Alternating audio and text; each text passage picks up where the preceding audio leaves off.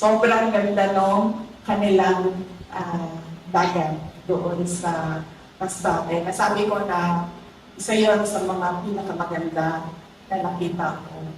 Pero nung pumunta ako dito sa Camarines Norte, pumunta ako sa Calanguas, wala akong makakatalo sa Camarines Norte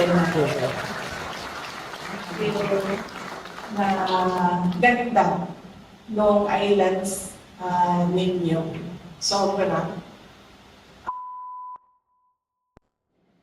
Mga kababayan, ladies and gentlemen, Assalamualaikum warahmatullahi wabarakatuh. Padayaw mayong adlaw kaninyong tanan. Magandang araw sa inyong lahat. Morning po.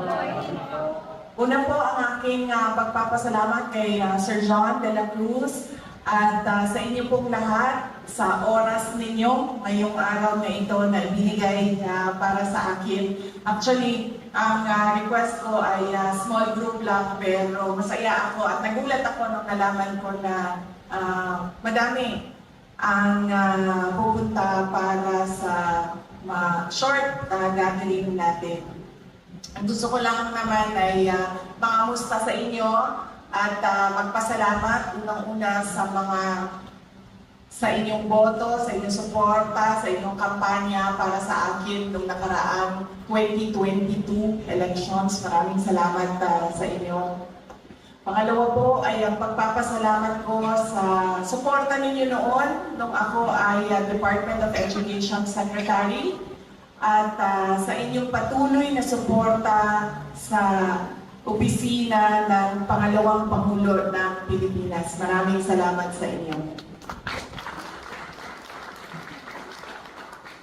At syempre, ang pangatlong pagpapasalamat ko at huling pagpapasalamat, yun ay galing sa aming pamilya, ang pamilya Duterte. Napakalaki ng utang na loob namin sa inyo, mga kababayan namin, sa pagkakataon na ibinigay ninyo sa amin na makapaglingkod para sa ating bayan. Maraming salamat po sa inyo.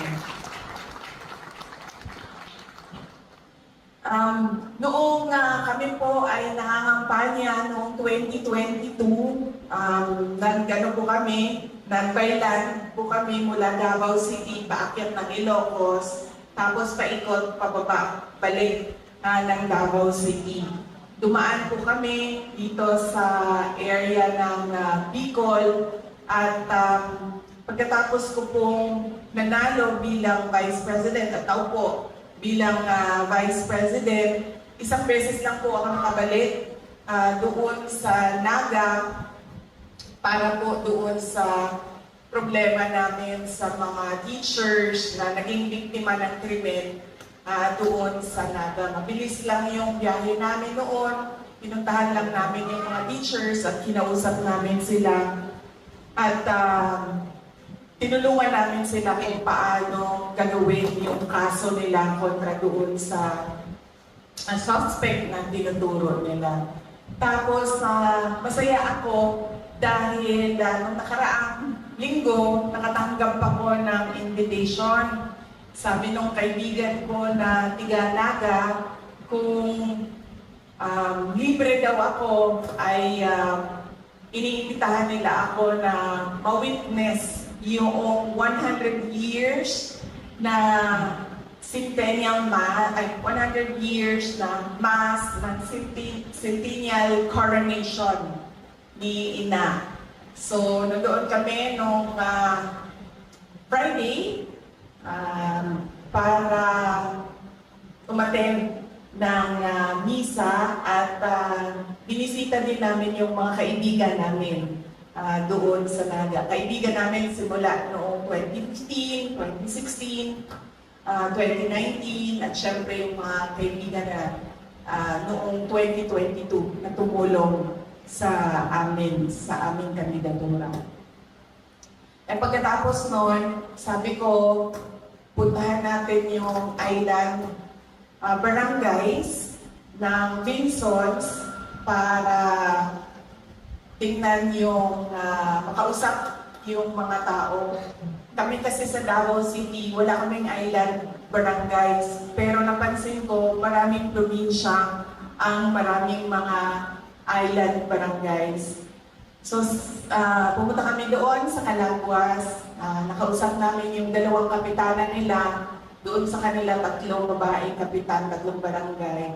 Yung isa wala doon. So nakausap namin yung barangay council, yung dalawang barangay nila, at nakapagsabi sila kung ano yung mga pangangailangan nila doon at ano yung mga nakukuha nila galing sa national government. Tapos ngayong araw naman na ito, nag-schedule kami para dito sa Daet, para sa inyo, at sa Legazpi, sa Albay, para sa mga kaibigan din namin doon sa Legazpi, sa Albay. Kung hindi nyo pa po alam, meron pong Office of the Vice President Satellite Office nandoon po sa Legazpi. Yun pong opisina namin doon, sila po yung nagbababa ng medical assistance, burial assistance, livelihood projects, entrepreneurship projects namin, at iba pang mga proyekto ng Office of the Vice President. Maliit lang kami na opisina, maliit lang din yung scope ng budget namin, pero sinusubukan namin talaga na ibigay siya doon sa mga underserved na municipalities sa Bicol region. Masaya ako na, alam nyo, hindi ko kayo binobola. Sa totoo lang, ang dami ko na napuntahan ng dagat. Mahilig kasi ako mahilig ako maligo ng dagat dahil pinalakihan ko yun sa aking mga magulang. Noon kasi, di ba, wala pang internet, wala pang cable, television, ano lang natin is yung maliit na TV na sobrang laki pa sa likod. Tapos, scheduled lang yung mga shows na pinapalabas. So, ang aking mga magulang, kapag Saturday or Sunday, lagi pag Sunday, dinadala kami sa dagat, doon sa Davao City. So, parang picnic pa, doon kakain ng lunch, maliligo, tapos uwi na kaagad sa bahay. Kasi malapit lang din, may mga coastal barangays kasi ang Davao City. At noon, sobrang ganda pa ng mga coastal barangays namin dahil hindi pa siya polluted. Yung sobrang linaw pa, nalala ko pa. Mabato siya, hindi siya ganito kaganda na buhangin siya doon sa aming mabato, pero malinaw yung tubig. Yun yung maalala ko.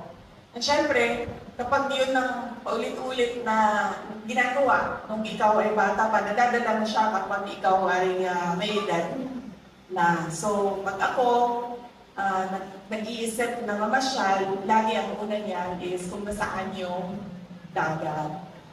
Tapos, noon, nabisita ko ang Masbate dahil nagka-problema, kung maalala ninyo, nung DepEd ako, nagka-problema sila sa NPA doon dahil may enkwentro na malapit sa paaralan.